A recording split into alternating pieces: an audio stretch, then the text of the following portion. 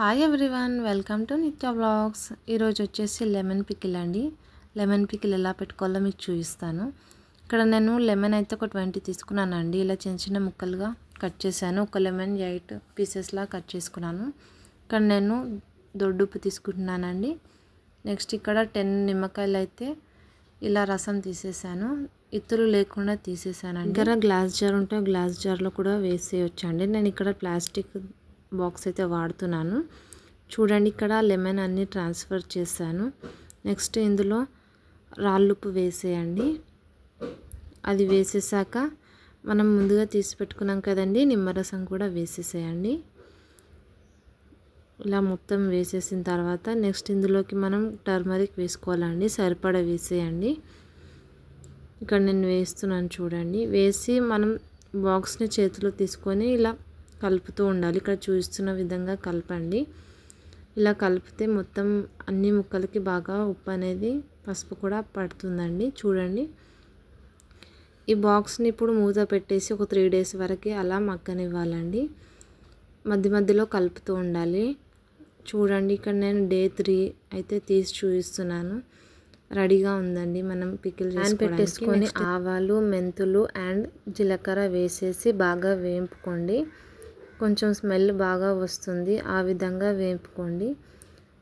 ఇలా వేయించేసిన తర్వాత కొంచెం కూల్ అయ్యాక మిక్సీ జార్లో వేసేయండి. వేసి మొత్తం మెత్తటి పొడిగా పట్టండి. చూడండి, ఇక్కడ చూపిస్తున్న విధంగా. నెక్స్ట్ నేనైతే ఆయిల్ వేసేసి అందులో జీలకర్ర అండ్ వెల్లుల్లి కూడా వేసి బాగా వేయించుకున్నాను. నెక్స్ట్ ఇందులోకి ఎండుమిర్చి సరిపడా అండ్ కర్రీ లీవ్స్ కూడా సరిపడా తీసుకొని వేసేసి బాగా కలపండి. చూడండి, ఇలా కొంచెం కూల్ అయిన తర్వాత ఇందులోకి సరిపడా చిల్లీ పౌడర్ కూడా వేసేసుకోండి. నేనైతే 2 spoons అలా వేస్తున్నాను. వేసేసి బాగా కలపండి. నెక్స్ట్ ఇందులోకి మనం ముందుగా మెత్తగా పొడి చేసుకున్నాం కదండి, ఆవాలు, మెంతులు అండ్ జీలకర్ర పొడి. చూడండి, ఈ విధంగా చేసుకొని ఇందులో మొత్తం పొడి వేసేసి బాగా కలపండి. అన్నీ మొత్తం మిక్స్ అయ్యేంత వరకు బాగా మిక్స్ చేయాలండి.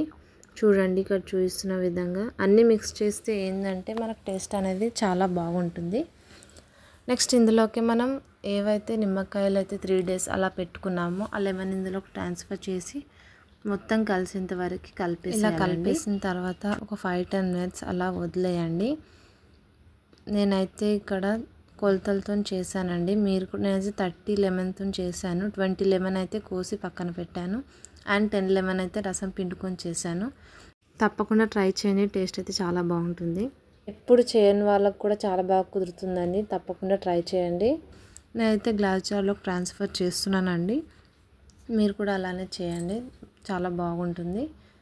ప్లాస్టిక్ కొంచెం అవాయిడ్ చేయండి, గ్లాస్ జార్ అయితే బెటర్గా ఉంటుంది. నెక్స్ట్ ఏం చేయాలో కమెంట్ చేయండి, తప్పకుండా చేస్తాను. Like and subscribe. That's all for today.